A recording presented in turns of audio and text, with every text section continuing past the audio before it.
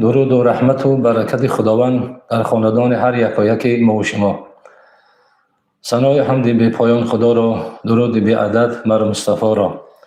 بعد از حمد خدا و درود و صلوات بی پایان به حبیب خدا حضرت محمد صلی الله علیه و سلم، همه بینندگان خوش آمدید میگیم در این صحبت محفل نور و برای همه عاشقان علم و معرفت، عاشقان صحبت، عاشقان معنویات درود و سلام. و امروز میخوایم صحبت داشته باشیم در اطراف تعلیم تربیت فرزند از نگاه اسلام. فرزند بسیار نعمت بزرگ است. هیچ نعمت بهتر از فرزند نیست. جز به جان فرزند را پیوند نیست.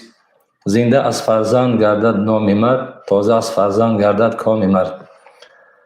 خداوند بسیار نعمت‌های فراوانی برای انسانیت آفریده است و از همه نعمت قیمت‌ترین و شیرین‌ترین و بالذت‌ترین که پیامبر خدا صلی الله علیه و آله گفتند که الولد ثمرة القلوب، فرزند میوه باغ دل است. میوه باغ دل است، یعنی که برای پدر و مادر خیلی عزیز و شیرین است، از دل و جانم شیرین‌تر و عزیزتر است. بنابراین فرزند عطای پروردگار است، امانت خداوند است که برای ما و شما عطا کرده است. باید که این نعمتی که خداوند برای ما عطا کرده است به قدر آن برسیم و شکر فرزند را به جا بیاریم. من تو را فرزند دادم، شکر جان او بکن، میکوشم فرزند تو یک عمر به غم یارت کنم. خدا ما شما را فرزند داده است تا اینکه شکر او فرزند، شکر نعمت به جا بیاریم. کسی که از فرزند ناشکری میکند روز میشد که به در غم مصیبت گرفتار میگردد. خب فرزند عطیه پروردگار است، تحفه پروردگار است برای ما و شما. بنابراین وقتی خداوند امانت را که داد، روز قیامت از این امانت از ما و شما میپرسد. و حدیث صحیحی که پیامبر اکرم صلی الله علیه و سلم فرمودند کلکم راعین و کلکم مسئول عن رعیته، هر یک ما و شما راعی هستیم، نگاه بین فرزندا هستیم. بگیم به حیث یک ده مرده هستیم که از پاده در نزد صاحب پاده مسئولیت دارد. ما و شما هم فرزندامون از فرزندا در نزد خدا مسئولیت داریم و مسئولیت مهم و اساسی کلان امروز در دوش پدر و مادر است و پدر و مادر مسئول هستیم در نزد خداوند که چگونه ما فرزند را تربیت میکنیم. تربیت گر نیک دی فرزند را، با پیامبر در بهشت همسایه بین خویش را. هر کسی که فرزنداشون تربیت خوب میکنن، ان شاء الله که روز قیامت همراه پیامبر اکرم صلی الله علیه و سلم اونها همسایه میگردن. از این دیگه مکافات بهتر چی چیز است؟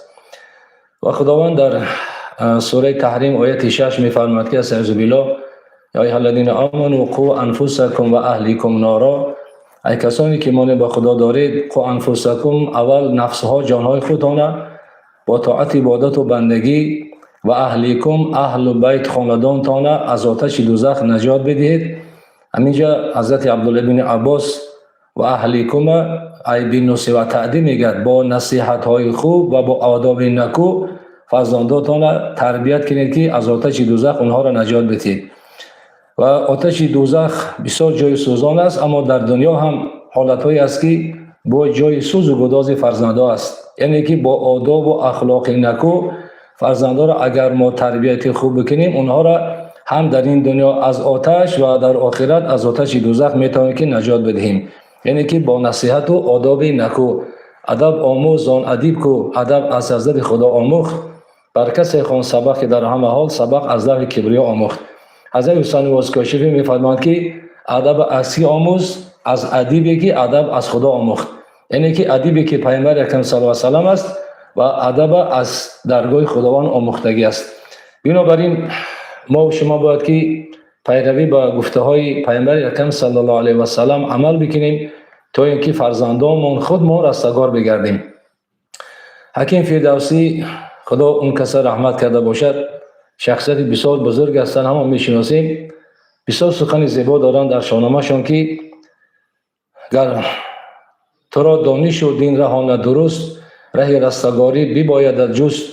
و اگر دل نخواهی که باشد نژند، نخواهی که دائم بود مستمند. و گفتار پیغمبرت راه جوی، دل از تیرگی ها بدین آب شوی. تو را دانش و دین، برابری که ما دین می آموزانه فرزندانمانه، باید که دانش و علم و سواد و هنر و کسب اونها را بیاموزیم. برای که حکیم فردوسی را میفرماید که دانش همراه دین یک جا که شد بعد رستگار میشویم. اگر خواهی که دل از نژند و از کینه و چرک و از گندیده ها پاک بگردد و گفتهای پیغمبر را راه جوی، دل از تیرگی ها بدین آب بشوی. با گفتهای پیغمبر صلی الله علیه و سلم عمل بکن، ان شاء الله که رستگار میگردیم. یعنی که بزرگان ما و شما بسیار تاکیدهای زیادی برای تعلیم تربیت فرزند کردن و از جمله قرآن ما و شما را امر کرد که خودتان و فرزنداتان از آتش دوزخ نجات با آداب و نصیحت‌های بهترین. بنابراین ما چقدر مردم خوشبخت هستیم که اینقدر عارفان و بزرگانی داریم که هزارها کتاب‌ها در باب آداب و اخلاق مخصوص درباره تعلیم و تربیت فرزند برای ما و شما نصیحت‌های زیبایی کردگی هستند. و از جمله یک نصیحت بهترینی که حضرت فردوسی گفته که از سخن پیغمبر صلی الله علیه و سلم گوش اندازید. پیامبر خدا صلی الله علیه و سلم میفرماید که حق الولد علی الوالد ان یحسن اسمه، حق فرزند بالای پدر همین است که اول برای فرزند نام نیکو انتخاب بکند. نام نیک، نامی که معنی خوب داشته باشد. الحمدلله که زبان ما زبان تاجیکی بسیار شیرین و بالذت است. هر نامی که معنی خوب داشته باشد اگم با که ضرری ندارد. بنابراین اگم ضرورتی برای عوض کردن نام ها هم ندارد. نامهایی که معنی خوب داشته باشد که فرزند هم در این دنیا هم در آخرت از نام زشتش مقصد ناراحت نشود. برای که در همین دنیا هم مکتب میره، دانشگاه میره، کوچه میره، اگر نام او تبر تیشه و یا نمیدونم خس و خوشحال باشد، همین کودک یک عمر بسیار ناراحت میکشد و روز قیامت هم هر کی ما و شما را با نام خودمون و با نام پدرهامان نامگویی میکنن، صدا میزنن، بسیار خوب میشد که پدر برای فرزند اول نام نیک انتخاب بکند. خب یکم ایحسین اسمه و ادبه و او را ادب نیکو آموزاند. ادب، الادب خیر من الذهب، ادب بهتر از تنگا و طلا است. امروز بعضی پدر مادرها بسیار در مادیات فرزند توجه میکنن که می فرزند فقط همین لباس خوب، خوراک خوب ها، این بسیار خدمت خوب است که پسر را نکو دار و راحت رسان که چشمش نماند به دست کسان. شیخ سعدی بزرگوار میگه که پسر را نکو دار و راحت رسان که چشمش نماند به دست کسان. فرزندا را راحت دهید، خوراکای خوب تامینشان بکنید تا درجه است که اگر کسی 3 دختر داشته باشد یا 2 دختر داشته باشد فادبهن و اسبغ علیهن من نعمت التي اسبغ علیه، فرزندکاش دخترکاش آداب خوب بدهد و روزگار اونها را تامین خوب بکند.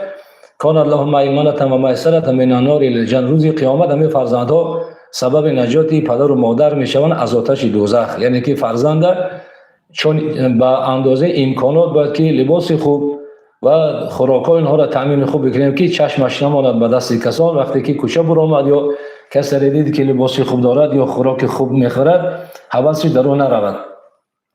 بنابراین هر لقمه، هر طعامی که پدر برای فرزندان تامین میکند همین برای او صدقه نوشته میشه. تا حتی پیامبر خدا گفتند که من آل ولده فهو فی الجهاد، کسی که فرزندانش تامین نفقه میکند او در راه جهاد است. ببینید که بهترین جهاد پیامبر خدا صلی الله علیه و سلم تامین نفقه خاندان را گفتند و نفقه پدر و مادر این چنین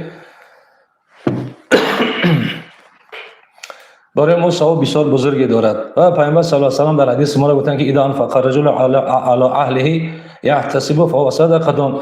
هر پدری که برای فرزندان نفقه آنها را تامین میکند با امید ثواب برای صدقه نوشته میشود. اما بعضی مردهایی که با نامرد هستند، یعنی اما نامرد هستند، خودشان در راحت هستند، معیشت میکنند، لیکن فرزندانشان نفقهشان تامین میکنند. در این بابت هم حضرت شیخ سعدی میگه که ببین آن به همت را که هرگز نخواهد دید روی نیکبختی.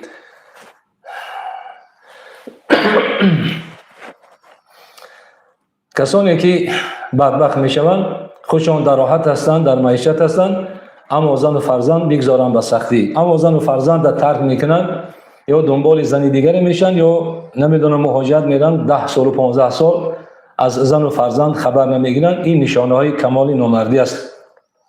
بنابراین نفقه فرزند، نفقه خاندان برای ما واجب است. بنابراین فرزندان را نفقه‌شان تامین میکنه. برادر عزیز که فرزندان دستنگیر دیگران نشوند. هر آن کس که فرزند را غمش نخورد، دیگر کس غمش خورد و بدنام کرد. کسی که امروز غم فرزندش نمیخورد، وقتی دیگر کس اگر غم فرزند شما را که خورد، او را بدبخت و بی‌رحم میکند.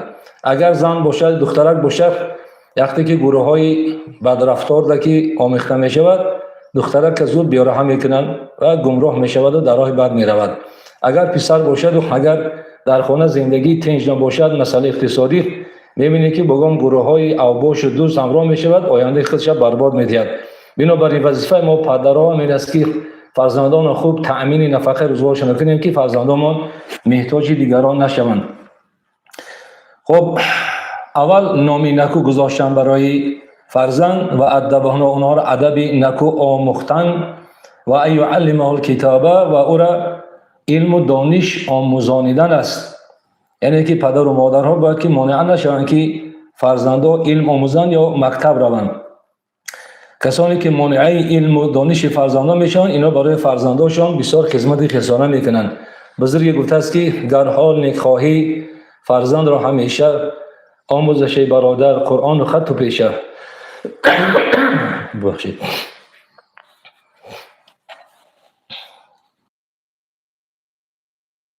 در حال نیکخواهی فرزند را همیشه آموزش برادر، قرآن و خط و پیشه. برادر عزیز، اگر خواهی که آینده فرزندانتان آینده خوب داشته باشند، آموزش برادر، قرآن و خط و پیشه. برابری که قرآن هم آموزانید فرزندان را، خط و علم و دانش و سواد و کسب و هنر آموزانید اونها را. فقط با قرآن خواندن یا با قرآن حفظ کردن باید که تکیه نکنیم، بلکه علم های معاصر فرزندانمون آموزانیم، یاد بدهیم که آینده فرزندانمون صاحب کسب و هنر باشند که خار و زار در زندگی نشوند. وقت وظیفه تعلیم و تربیت فرزند از جانب پدر و مادر به خاطر یک چیز است، به خاطر سعادتمند و خوشبخت شدن فرزندان هم در دنیا هم در آخرت. کسانی که فرزندان را علم و دانش کسب آموزاندند، امروز همون فرزندان بسیار حالشان حال خراب است، کسب نیست، هنر نیست، علم نیست، هر کجا که میروند به شراکو خار میشوند. پیامبر حضرت سعدی میگه که وجود مردم میدانا مثال زر طلاست که هر کجا که خنوان قدر قیمتش دانند، بزرگزاده نادان به شهر واماند که در دیار غریبش هیچ نستانند. وجود مردم میدانا مثال زر طلاست. هر کسی فرزندش اگر اهل علم و دانش سواد بگرداند، فرزند به مانند طلا قیمتناک میگرداند. همین طلا هر کجا که باشد، خواب در وطن باشد، خواه از وطن بیرون، بسیار قیمتی بلند دارد و خریدار زیادی دارد. بنابراین پدرهایی که مبلغ‌های زیاد صرف کردن فرزندان را علم و دانش آموزانیدن، امروز اون درخت که شنودن از میوه چی میکنن؟ استفاده میبرن. یعنی که فرزندان با سواد شدن، با کسب و هنر شدن، امروز در همین زادگاه و در همین وطن مقصد رزق و روزیشان خداوند برای اونها فراوانی کرده است. نیاز به مهاجرت و به زحمت بیگانگی ندارند. هرگز خطی نداند یا پیشه نداند، بس گاو و خر چرانه در کوه و دشت و پیشه. اگر کسب نیست، هنر نیست، علم نیست، بس گاو و خر چرانه در کوه و دشت و پیشه. و میبینید که در دشت و بیابان با کارهای زشت دست میزند و بیابانی میشود. هر کسی که بیابانی شده عربی شد از فرهنگ و علم معرفت دور میشود، اخلاقش هم اخلاق بد میشود. کسی پیش حضرت عمر بن خطاب خلیفه دوم پیامبر صلی الله علیه و آله آمد از فرزند شکایت کرد و وقتی او جوان او فرزند حضرت عمر بن خطاب دعوت کردند که برای چی نسبت به پدر بی حرمتی میکند و پدر لط میکند و ضرب میکند میزند، که مقصد آزار پدر و مادر، ضرب و لط پدر و مادر ای عاقب پدر و مادر شدن است و آینده او فرزند هم در دنیا هم در آخرت بسیار تباه می شود. و این فرزند گفت که یا امیرالمومنین، آیا فقط فرزند عاق می شود، پدر و مادر نه؟ حضرت عمر پرسیدند که برای چی سوال میکنید؟ گفت که ما حق نداریم بالای پدرها. گفت که آره حق دارید. حق فرزند بالای پدر همین است که برای مادر پاکدامن انتخاب کند. مادر پاکدامن، برادر عزیز، برای فرزندی خوب، فرزندی صالح، فرزندی خوش اخلاق به دست آمدن باید که ما برای فرزند مادری نیک، مادری پاکدامن انتخاب بکنیم که مادر با سواد و با فرهنگ باشد. انشاءالله که او زمینی است که زمین آبی از زمین خاکی یا شور زمین خیلی فرق میکند. زمین خوب زمین است که قیمتی بلندی دارد، حاصل خوب میتید. و زن هم مادر فرزندان هم اگر مادر خوب باشد انشالله که حاصل خوب میتید. شیخ سعدی بزرگ میفرماد که زمین شوره سنبول بر نیارد، در آن تخم عمل زایی مگردان. زمینی که شوره زمین است و زن بی سواد و بی فرهنگ است، از اون فرزند خوب به دست آمده نمیشود. بنابراین برای فرزنداتون همسرای خوب انتخاب کنید که زن اگر زن دانشمند و باسواد باشد، این نخستین آموزگار فرزند مادر است. دامن مادر نخست آموزگار کودک است. طفل دانشور کجا پرورده نادان مادری. دامن مادر نخست آموزگار کودک است. اولین آموزگار برای فرزند این مادر جانه هستند. یعنی که اگر مادر با سواد و دانشمند و با فرهنگ باشد، فرزند بخشش لبای. الو، سلام علیکم. علیکم السلام. حضرت دوملو یک سوال داشتیم درباره تربیت فرزند. لبای. حضرت در اسلام تعلیم تربیت فرزند بر دوش پدر یا مادر گذاشتگی است. خوب. امیر حضرت جان جوابش میدونید؟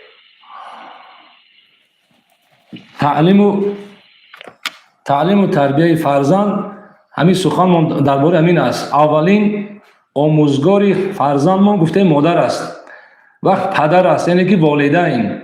و همین مسئولیت پیامبر اکرم صلی الله علیه و سلم با پدر و مادر خطاب کرد که کلکم راعین و کلکم مسئول عن رعیته. هر یکی شما به حیث پادبان هستید و تربیت فرزند بر دوش شما هست. و خداوند هم گفتیم که خطاب کرد که هم خودتان هم فرزنداتان از آتش دوزخ نجات بدید با نصیحت و آداب نکو. یعنی که یکمین مسئولیت در دوش کی از والدین، پدر و مادر. اگرچه پدر مسئولیت داریم، اینه که تربیت وقت زیاده که فرزند از اون عبرت میگیرد این مادر جان است. همون گفتیم که انا پروین اعتصامی بسیار شاعره شیرین سخن است، میگه دامن مادر نخست آموزگار کودک است. اولین آموزگار مادر است. اگر مادر دانشمند و باسواد باشد، فرزند از خردسالی الکی همین گپ زدنش با لذت می شود. خوراک خوردن و نشستن و خیستن و همه آداب و اخلاق فرزند اول از مکتب مادر آغاز میکند، شروع میکند. پدر صبح تا بگاه در کار و بار تامین نفقه که است، برام قدر گفته است که مادری دانشمند و با فرهنگ و با سواد انتخاب کنید. زن با سواد، فرزندای خوب، فرزندای با سواد و دانشمند برای پدر و برای ما مردها تربیت خوب میکند. نه که اگر زن به سواد باشد، از صبح تا بگاه فقط کارش تلفن است یا تلویزیون است، یک توجه به سوی فرزند نمیکند که فرزند چی گونه کلام میشود. نکو پرور آن را که جز از توست، که گر بد بود بد تو بینی نخست. نکو پرور آن را که جز از توست، جز ما، خون ما، جگر ما فرزند است. اگر او را حضرت شیخ سعدی میگن نکو پرورش نکنید، اولین ضرر یا مصیبتی که میرسد بر دوش کی است؟ بر دوش پدر و مادر. یکم خبری خنک یا خبری ضرر آوری که از رفتار و کردار فرزند سر میزند اول پدر و مادر است. در همین کشور منام قانونی که درباره مسئولیت درباره تعلیم تربیت کودک است، وقتی همین نابالغا یا کودکان یگام خطا یا عمل زشت انجام میدهند، اولین زنگ به کی میرسد؟ به پدر و مادر. لبای. الو، سلام علیکم. علیکم السلام. اگر دوملو شده خود یک سوال داشتیم. لبای. درباره همین تربیت و اصلاحات فرزند پیامبر صلی الله علیه و آله درباره همین آداب نیک در فرزند چی فرموده است؟ سلامت باشید. پیامبر اکرم صلی الله علیه و آله مسئله تعلیم و تربیت فرزند حدیث‌های بسیار فراوانی برای ما تعلیم داده است. یکی خزمونا آداب و علم و دانش آموزاننده فرزند است. وقتی که فرزند با سواد شد و دانشمند و با علم شد و خداوند میگه که هل یستوی الذین یعلمون و الذین لا یعلمون، آیا کسانی که میدانند و کسانی که نمیدانند برابر میشوند؟ البته کسانی که میدانند مقام اینا خیلی از مردم نادان خیلی بالاتر و بالاتر است. و پیامبر اکرم صلی الله علیه و آله از همین خوراک خوردن، از جا خیستن، از خواب خیستن، حرمت و عزت کلان سالا کلان کرده و آداب و اخلاق معاشرتی سلام علیک، همینا را تعلیمش برای ما و شما یاد داده هستند. به خاطرش امروز ما راه گم میزنیم، به خاطری که با گفته حضرت حکیم فردوسی با گفته پیغمبرمون عمل نکردیم. یعنی که نمونه بالاترین برای تعلیم و تربیت فرزند یکی بود پیامبر اکرم صلی الله علیه و سلم که فرزنداتون از گفتن که علم و دانش آموزانید، تیراندازی آموزانید، شناوری آموزانیدشان، رکوب، اسب سواری یادشان بدید. یعنی که همین ها را فرزندا را تعلیم میده که مقصد کلان کشیدن به مصیبت دچار نگردن. الله خصوص یک مسئله شناوری گفتیم، پیامبر صلی الله علیه و میگه فرزنداتون شناوری یادشان بدید. مخصوص روز هوا گرم شده ایستاده است، هر سال در همین دریاها و کوهها بگیم ده ها کودک‌ها غرق میشوند. پدرای عزیز، مادرای عزیز فرزندان را کنترل کنید، نظارتشان میکنید. تا تو یک سخنی حجاج بن یوسف است که اگرچه خیلی شخصیتی ظالم گذشتگی است، نه که وقتی فرزندش بوده در نزد استاد مانده بود، گفت که پیش از نوشتن و خواندن یاد دادن گفت پسر مرا شناوری یاد بده. و استاد گفت که برای چی؟ گفت به خاطری که در وقت نوشتن اگر فرصت نشود کسی اصلا نوشتن میتواند، نه که اگر در حالت دریا غرق شود دیگر کسی اصلا نیوان شنا کردن نمیتونه. برای قدر برادر عزیز فرزندان علم و کسب و هنر آموختید، شناوری، اسب سواری و تیراندازی یادشان بدید. و تیراندازی البته در گوشه در قسم‌های نظامی. بنابراین فرزندان را مانع نشوید که وقتی خدمت وطن میشد عهدهدار حربی میشود، پدرها مادرها باید که نمونه باشند که خودشان فرزندانشان اختیاری برده در خدمت وطن بگذارند که اونها را با غیرت و جسور و مقصد دلیل تربیتشان کند. تا پیامبر صلی الله علیه و میگه که المؤمن القوی خیر من عبد ضعیف، یعنی که بنده ای که قوی جوسه است و بگیم سپارتیمی است بهتر است از اون فرزند یا جوانمردی که لاغرک و ناتوانک است. فرزند از خردسالی با غیرت و شجاع باید کلام بکنیم. مخصوص مادرها یک عادت دارن که وقتی کودک اگر خواب نکند بعد میگه که خواب کن که بابا آمد یا خواب کن که فلان یک جاندار آمد. کودک از خردسالی همین روحیه جوانمردیش میشکنن. از خردسالی کودک باید که ما قوی اراده و مستحکم و مقصد مشقی تربیتشون کنیم که پیامبر اکرم صلی الله علیه و آله حضرت عایشه مادر میفرماید که به همراه پیامبر صلی الله علیه و ما مسابقه دو میکردیم. امروز که قدم مثلا مسابقه داو میکنند، یعنی که پیامبر صلی الله علیه و خشون قوی جوسه بودن و اومد شما میگه که همیشه چی باشن؟ مردمی مقصد جسمشون مستحکم و با قوت باشن. بنابراین فرزندان را آداب نکو اخلاق خوب یاد دادن هم فرمان خداوند است هم فرمان پیامبر اکرم صلی الله علیه و سلم. لبای السلام علیکم. و علیکم السلام. حضرت یک سوال داریم. بفرمایید. همین سوال من ای موضوع شما که بیرون حضرت. ها کو بگی چیه پای؟ همین یک آدم یک 17-18 تا گل داره. خوب. خب یک گلش نرخش با 15-20 هزار تومان زیادتر کم نیست. خوب. خب که باشه انا میره با ای بانک 100,000 تومان قرض میکنه و میره با ماشین میخره. خوب. بانک قرض میکنه و میره با ماشین میخره، میگه ای کار میکنه، میگه پولی بانک دکان میکنه، میگه همین چی کم داره. برادر عزیز سخن پیغمبر صلی الله علیه و آله است که ایاکم و دین. پیغمبر خدا میگه حرکت کنید که قرضدار نشوید. پیغمبر خدا میگه که قرضدار نکنید خودتان. برای چی؟ به خاطری که همون بالله و مظلة بنهار. همین قرض شب غم دارد روز خواری دارد. شب دراز غم میخوری روز دراز خوار میشی. بنابراین حضرت میگه که چیزی را که پولش نداری نخر. برادر عزیز همون گوتا میفروشی، انا چیز زیادی داری بفروش، همون ماشین تا بخر که خطر قرضدار نکن. برای که قرضداری بسیار مشکله، غم و اندوهش بسیار است. کوشش کنه که قرضدار نشه برادر عزیز. خدا نگهبان تماشا نخرم ماشینت با پول قرض. اول بعضی زنها قرض قدیخ بس تیرال میکنن و بعد کانیسانل میکنن، بعد همین قرض روز تا روز بعد گردنشون بار کردن میگیرد، بعد مشکلات زندگیشون بالا با بالا شدن میگیره. که فرزندان را در چی در روحیه قناعت باید که تعلیمشون بدیم. برادر عزیز همین فرزند از خودسالی یک تعلیمات دیگر است که باید که قناعت یاد بگیرد، یعنی که به اندک قناعت کرد ان شاء الله که برد میگه قناعت توانگر کند مرد را، خبر کن حریص جهانگرد را. فرزند از خودسالی قناعت داشته باشد ان شاء الله آینده دم به همین راههای زشت بعد دست میزند و قرضدار نمیشه، در کار گناه دست میزند، به همون قسمتی که الله برای تقسیم کرده است همون روزگارش قناعت میکنه ان شاء الله که برد میکند. و همین کودک از خردسالی راست قول است، سخی است، جوانمرد است، بخیل نیست و بسیار اخلاق خوب دارد. لیکن بعضی پدرها فرزندان را به همین کارهای زشت لبای. السلام علیکم تو. علیکم السلام و رحمت. دوباره صورتی خوب هستین؟ شکر احمد الحمدلله. مصطفی شوین ما یک سوال داشتیم حضرت. پیش از سوال مناداری خود را از این برنامه زیبا و این برنامه تربیتی شما داریم. حضرت این است که نقش پدر در تربیت فرزند از جهت تربیت فرزندان چی هست و پدر چی؟ نه سلامت باشید.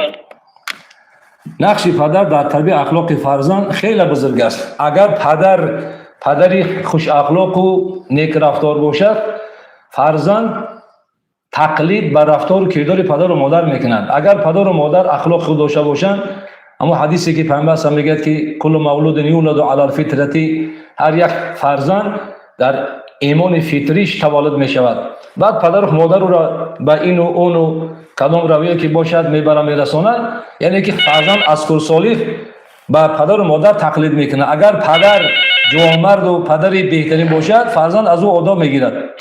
لبای. السلام علیکم و رحمت الله. علیکم السلام و رحمت الله. استاد محترم، یک سوال داشتم اگر اجازه بشه. مرحمت. همین مقصد تعلیم و تربیت در اسلام چی؟ سلامت باشید. مقصد از تعلیم و تربیت فرزند رستگاری و سعادت فرزند در دنیا و آخرت است.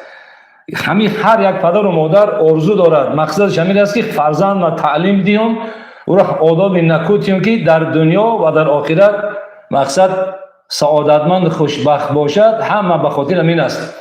هر پدر و مادری که در فکری سعادت خوشبختی فرزندش نباشد، او پدر محسوب نمی شود. مقصد یگانه همین است که فرزند خوش اخلاق با آداب باشد که در دنیا زندگی سعادتمندانه داشته باشد و در آخرت سعادتی بهترین خدا براش نصیب کرده باشد. فقط مقصد همین است که فرزند بد اخلاق و بد رفتار نباشد. وقتی گفتیم که اگر پدر لبای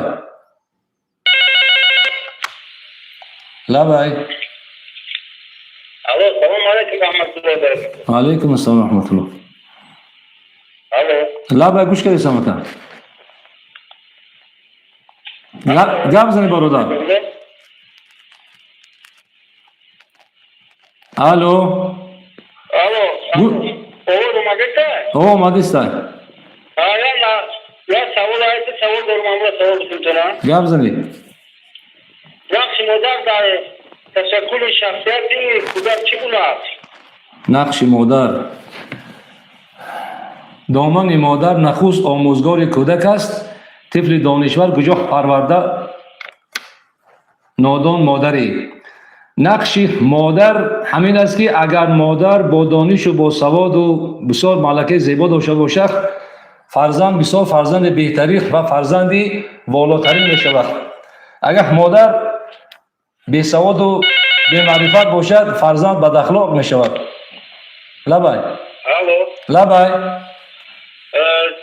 یک سوال دیگه دومونا چرا آموزیدن نماز به کودکان مهم شمرده می شود؟ سلامت باشید. خداوند در قرآن می‌فرماید که استعیذ بالله ان الصلاة تنها عن الفحشاء و المنکر. خدا میگه که نماز شما را از کارهای فحش منکر نگه می‌دارد. حکمت نماز همین است که فرزند وقتی که از خردسالی مخصوص پدر و مادرای عزیز فرزنداتون در همین چارچوبه مذهب تربیت بکنید که وقتی که فرزند از شما تعلیم نماز نگیرد در چارچوبه مذهب حنفی مان، بعد وقتی که دیگر کسا را تعلیم نادرست که داد و بعد از مذهب که بریم که برآمد و بعد این گروه های تندرو که پیروی که کرد، با همین ضرر باقی است با پدر و مادر. نگه دار از آمیزگاری بدش که بدبخت بیرحم کنه چون خودش. همین پدر و مادر اگر نظارت نکنه فرزند که قطعی که رفت آمد و قطعی که شش و خیز دارد، فرزند از دست می‌دهد. نماز حکمت شامل است که فرزند از کار میزدگی و از نشمندی و از کارهای فحش و فساد قوت نماز را نگه می‌دارد. و پیامبر صلی الله علیه و آله که از 7 سالگی امر به نماز، 10 سالگی وقتی که 10 ساله کشیدن دیگر رو فرزند باید که مقصد صغیری شامل کنه که نمازاشون بخونن و همین جزا گفتن که وفرق بین فی المزاجی، همین جای خواب رخت خواب فرزنداتون پیامبر خدا میگه جدا کنید. برای چی؟ به خاطری که امروز بسیار همین عملهای زشت از طرف نابالغان رخ داده ایستاده است که تا فهمیدیم که خواهر از برادرش حامله‌دار شده است. برای چی؟ برای که پیامبر خدا گفت که 10 ساله شدن اونها را جای رخت خوابشون جدا کنید. از یک ساده همین حدیث میگه که پسر چون زیده برگذشت سنین زنا محرمان گفت فراتر نشین، بر پنبه آتش نشد فروخت که تا چشم بر هم زنی خانه سوخت. فرزنداتون 10 ساله شد میگه از شخص ساده رفت جای رخت خوابشون جدا بکنید. همین کدام خونه یک برادر میمون شدیم، 2-3 بچه گشتیم، گفتم اینو کیان؟ او جوان خودش نو زن گرفته است، در همون خانه تنها زندگی میکند. گفت که هیچ جان ما هیچ فلان خیش مونه. گفتم برادر عزیز از خدا بترس، به یک جا اجاره بگیر، همین مهمونات جدا بکن که بسیار فتنه وزمینه. لبای السلام علیکم جمله محترم. و علیکم السلام. جمله محترم بگوید که در قرآن و حدیث علم آموزی برای کودکان چی مقام دارد؟ سلامت باشید. یکم آیتی که خداوند نازل کرد، خدا گفت که استعیذ بالله اقرا، 3 بار خداوند امر کرده که بخونید.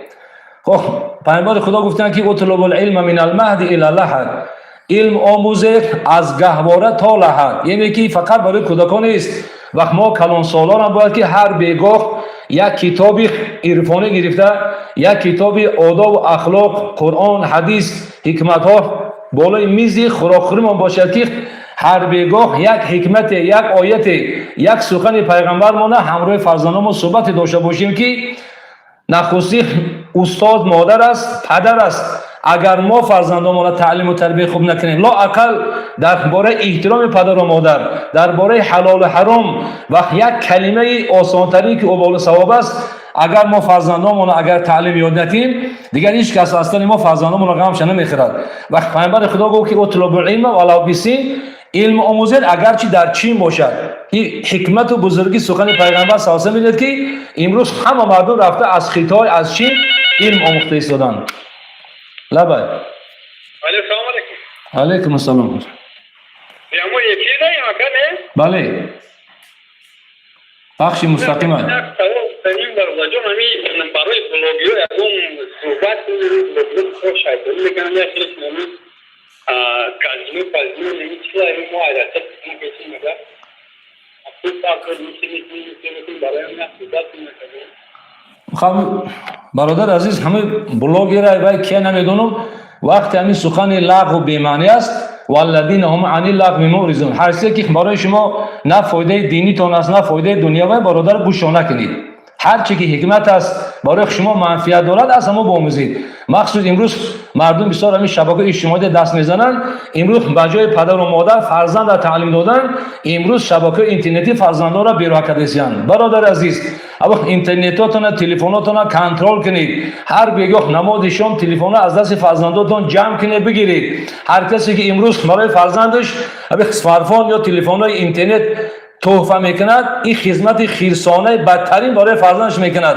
برادر عزیز پدر و مادر مهربان حالم دلش یکی نیست همین تلفن ها را از دست فرزنداتون بگیرید، کنترل نظارت بکنید که فرزندا را از دست میتید. این طرف مقصد میبینید که اگه شبکه‌های دینی تماشا میکنن عقیده‌شون را ویران میکنن، این طرف اخلاق دیگه معنویشون را ویران کرده ایستادن. معنویات فرزند بسیار بد کرده ایستاده است. گاه کجا میبریم میبینید سحر نماز شام تلفن بازی دارد، سحر میبینید تلفن بازی دارد، وقتی گپ میزنید میگه او کسان نمیکنن. الان که نگاه کنید گپی هیچ کس گوش نمیکنه، نه گپی پدر نه مادر نه دیگه گپی استادا را. نظارت کنید تلفن فرزندا را برادر عزیز.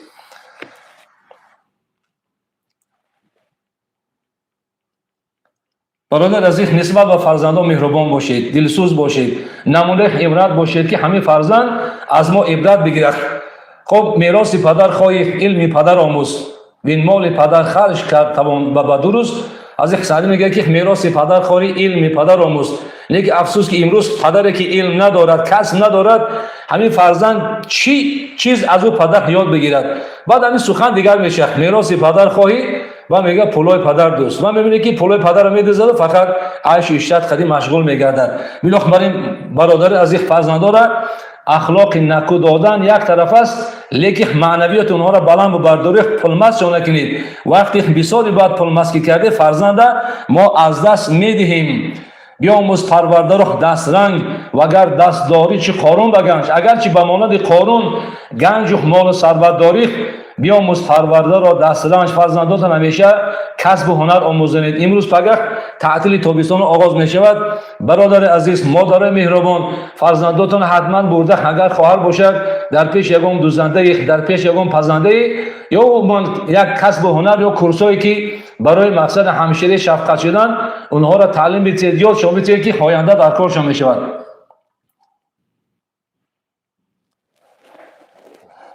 برام قدر برادر عزیز فرزندکان را با کسب و هنر در همین تعطیل تابستان اونها را چیکار کنند که جلب کنند و همین پیشوای ملت هم خدا مشون دراز کند در مسئله تعلیم و تربیت فرزند در همه صحبتاشون در پیاماشون تاکید میکنند که با جای صرف و خرجی زیاد کردن در توی معرکه این مبلغا را برای تعلیم و تربیت فرزندا صرف بکنیم، برای چی؟ به خاطری که آینده ملت ما نمی جوانه هستند و هر یک پادشاه بگیم هر یک سردار دولت هم غمخواری قوم و ملت و شهروندان است. بنابراین پیشوای ملت هم غمخوارانه همچون پدر دلسوزانه همیشه تاکید میکنند که همین ما شما پدر و مادرها در مسئله تعلیم و تربیت فرزندان تنبلی نکنیم، اونها را تربیت خوب شامل کنیم که هم آینده پدر و مادر و هم آینده ملت باشند. بلاخره پدر و مادرای عزیز، همین ما شما هم در پیش قانون هم در پیش خداوند مسئولیت داریم از این فرزندان و همین عائله هم بماند یک بگیم طیاره هست یا یک کشتی است که در همون سرنشین پدر است و یاردمچی و مادر است. اگر همین کشتی یا همین طیاره بگیم اگر سرنشین خوب داشته باشد، همین فرزندان را همین خاندان به مقصد و به منزل خوب میرساند. لبای سلام علیکم. علیکم السلام. بابا مولای یک سوال دارم بیرون اهمی موضوع شما. هایکو اگر سوال چنین است، وقتی که در یک خانه پدر کلین خودش چشم دیدن نداره، فرزند خودش مجبور میکنه که ایزنش جدا شود. اگر ایزنش جدا نمیشود، ای بحر فرزند طرف دستی شما مقصد کوریمی پدر درست هست یا نه؟ سلامت باشید. پدرای عزیز، مادرای عزیز، این مسئله رشک است. وقتی که پدر یا مادری که فرزند مجبور میکند که همسرش طلاق بکند، این دیگه نمیدونه چگونه پدر است که برای فرزند خودش نوه‌های خودش این قدر بدخواه است. وقت مثال حالت میشه که از روی رشک است. پدر عزیز، مادر عزیز، سعادت خوشبختی فرزند شما، این سعادت خوشبختی باید اولین درجه شما باشد. پدر عزیز، مرد روز یک بچه زنگ زد، گریه دارد، گفت که دومالا پدرم قدی خانی خسرم رفته سیف مجبور کرده است که میری زن تا 3 طلاق میکنی. دومالا ما چیکار کنم؟ گو زن ما دوست میدارم، فرزندان ما دوست میدارم. پدرای عزیز، مادرای عزیز، پدرم بزرگای ما، پیرهای ما میگفتن که هر کسی خانه یک لانه گنجش که ویران میکند او مؤمن حقیقی نیست، او انسان کامل نیست. چگونه پدر میتواند که خانه فرزندش تا مقصد ویران بکند؟ پدر و مادرها به خاطر فرزندانشون خانه‌شون کلید نشیدن، خودشون زندگی سعادت و خوشبختیشون برای فرزند حساب میکردن. امروز پدر یا مادر به خاطر رشک یا به خاطر پرینسیپ های بی‌معنی خودشون مجبور میکنه که فرزند همسرش طلاق بکند. برادر از پدرای مهربان، از خدا بترسید. وظیفه ما و شما سوزن رشته است، قیچی و کار بریدن نیست. پیوست بکنید، خانه هیچ کس ویران نکنید. از خدا بترسید. لبای سلام علیکم. علیکم السلام. یک سوال داشتم استاد. یاد زنید. اگر والدین به تربیت فرزند به اهمیتی کند، با اون چی وعیدها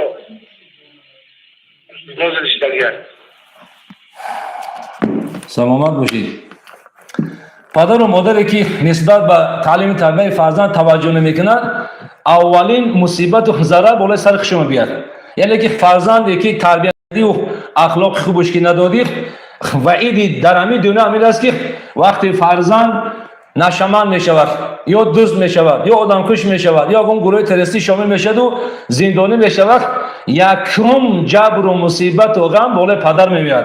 نکو پرور آن را که جز ازی توست، که گر بد بود بد تو بینی نخست. تا همین اولین مصیبت و ضربه سخت بالای پدر در همین دنیا میرسد، هم در پیش قانون جوابگری دارد هم در آخرت. در همین دنیا همین است که فرزند که در مصیبت و غم که گرفتار شد، این مصیبتی پدر است. وقت در روز قیامت همین فرزندها از گریبان پدر میگیرند، وقت دعوا میکنند که پدر برای چی مرا تعلیم و تربیت خوب نکردی، در دنیا از مصیبت و غم دنیا نجات ندادی و در قیامت از آتش دوزخ نجات ندادی. گفته هم فرزند از دامن پدر میگیرد و هم خداوند مهربان ما و شما را مسئولیت ما میپرسد برای چی ما برات امانت داد و این امانت خوب تربیت نکردی. البته جزا است، غم است، مصیبت است برای پدر و مادری که مسئولیتشون اجرا نمیکنند و در پیری خوار میشوند. رحم الله والدین اعان ولد علی بری. رحمت خدا، پیامبر خدا میگه بر پدر و مادری که فرزند آماده میکنن که در وقت پیری این فرزند اونها را شکار نگاهی میکند. هر پدر و مادری که فرزند خوب تربیت نکرد وقتی پیری خوار میشه، میبینی که بقلشکه جمع میکند، میبینی که در وقت پیری با خاری جوگا میشد، هیچ کس از درش از دیگه وعیدی بالاتر نیست. برای بخواد که در آینده فرزنداتون خدمتتون بکند، باید که فرزند خوب تربیت کنیم که در وقت پیری اینا پاداش و مکافاتش بگرداند بتید. دادار از این فرزندای مهربان، ای همه بهترین شخص برای ما و شما پدر و مادر است. خواهی بچه جان عزیز آینده پدر و مادر شوید، شما راحت فرزندا را ببینید. امروز خدمت پدر و مادر را کنید، ان شاء الله که از فرزنداتون تربیت خوب میبینید. خلاصه صحبتام این است که پدر و مادر را باید که مسئولیت شناس باشیم و فرزندا را خوب تربیت بکنیم که در آینده هم فایده خودمان باشد هم فایده فرزندانمان باشد. از گروه ها، از یعنی که قشرهایی که بد اخلاق و بد رفتار هستند، وظیفه ما و شما است از آنها چیکار کنیم، اونها را جدا بکنیم. خیلی که باغبان گفته فرزند میوه باغ دل پدر مادر است، درخت که شناده باید که دزینفکت بکنیم، شاخش زیادیش بگیریم، از پرازیتا را نگهبان شویم، نگهدار از آمیزگاری بدش که بدبخت بیره کنه چون خودش. از شخصانی میگه که از آمیزشگاه، یعنی که از همون حلقه هایی که بد رفتار و بد کردار هستند باید که ما نگهبان باشیم. ببینید مادر از اینکه دختراتون با کی دوگانگی میکند، پدر از این نگاه کنید فرزنداتون با کی جورگی رفت و آمد دارد که خواهی نخواهی نشوی خواجه هم نشینی بدان تا نگردی زخیلی بخیردار. اگر با بدان نشست حتما خواهی نخواهی رفتار کردارش به مانند هم میشد. پسر نوح با بدان بنشست، خاندان نبوتش گم شد، سگ اصحاب کهف روز چند پی نیکان گرفت آدمی شد. ببینید حلقه همون بگیم که دوست و رفیق چقدر تاثیر دارد. پسر نوح با بدان بنشست، خاندان نبوتش گم شد. همین کنعان پسر پیغمبر نوح علیه السلام بود، نه که حلقه دوستاش که اوباش و بد اخلاقا کی بود پیغمبر زادگیش دیگه فایدهش نکرد. هنر بین با اگر داری نگوهر گل از خار است ابراهیم از آذر. روز قیامت نمیپرسن که پدرت کی بود، نمیپرسن که چی هنر داشتی. بنابراین دادار عزیز کسب علم هنر پیشه بکنید تا که در دنیا سعادتمند خوشبخت باشید. وقت آینده خدا میگه که بر عاقبت للتقوا، آینده از آن کی است؟ از آن کسانی که پرهیزگار هستند. بنابراین حضرت شیخ سعدی هم ما و شما را تاکید میگه فرزنداتون پرهیزگار و خدا ترس تعلیمشان بکنید که در قلبشان ترس خدا باشد. ما وقتی که امروز در بالا مادیات، در بالا لباس و خوراک و ماشین اون توفیق زیاده میکنیم، وقتی معنویات فرزندمون توجه نمیکنیم، لیکن اصل چی است؟ سلطان ولد پسر مولوی میگه که تن ما پرورزان که قربان هستن، دل بی پروخت دل به بالا می رود. امروز ما شیشه را مقصد تبابت میکنیم، بانی داریم، نه که در داخل وی کار نداریم. اصلی خلاصه این است که معنویات و روحیه فرزندان ما اگر تربیت خوب اگر تا نکنیم، این جسم و قدر نقش مهمی ندارد. فرزند اگر روحیش اگر خدا ترس و با معرفت و پارسا و خدا ترس باشد انشاءالله که برد می شود. یعنی که در پنهان و در آشکار وقتی خدا ترس و پرهیزگار باشد انشاءالله که برد میکند. همه بزرگان ما و شما، حضرت امام البخاری، امام ابو حنیفه، عبدالله مبارک، همه بزرگایی که یاد میکنیم اگر نامبر کنیم، از حضرت بیدیل و حافظ و بیرونی و فردوسی و رودکی و همه بزرگان از پدر و مادری با فرهنگ و دانشمند و با سواد مقصد تولد شده هستند. مادرای عزیز، شما هم از اون مادرای هیچ کمی ندارید. همون مادرایی که به مانند حضرت سینا را تولد کردند، بیرونی تولد کردند، حافظ و بیدیل تولد کردند، سعدی و شیرازی و حافظ و بزرگان را تولد کردند، مادرای مهربان، شما را مادر تاجیک هستید. از اون مادرای چی کم بوده ندارید. شما هم حرکت کنید که همه فرزندای آبرومند و فرزندای با علم و با دانش تولد کنید که برای خلق ملت و وطن ما خدمت بکنند. خداوند مهربان هر ماشین نگهبان باشد، فرزندان خداوند اخلاقاشون نکو بگرداند، پدر و مادر گذشته را خدا رحمت کند و فرزندان خدا توفیق دهد که برای پدر و مادر خدمت کنند. هیچ پدر و مادر خدا به غم و اندوه فرزند گرفتار نگرداند. خدا ملک وطن ما تنج و آباد نگه بدارد. هر بالا مصیبتی که در روی زمین هر جا فرا گرفته است خدا از کشور ما دور بگردان. خدا کشور ما را تا روز قیامت همین آباد و خرم نگه دارد و پیشوای ملت هم که برای آبادی کشور قدر تلاش دارند در این کارهای خیر خدا موفق بگرداند و عمر درازی با برکت نصیبشون بگرداند. و آخر دعوانا الحمدلله رب العالمین. السلام علیکم و رحمت الله و برکاته.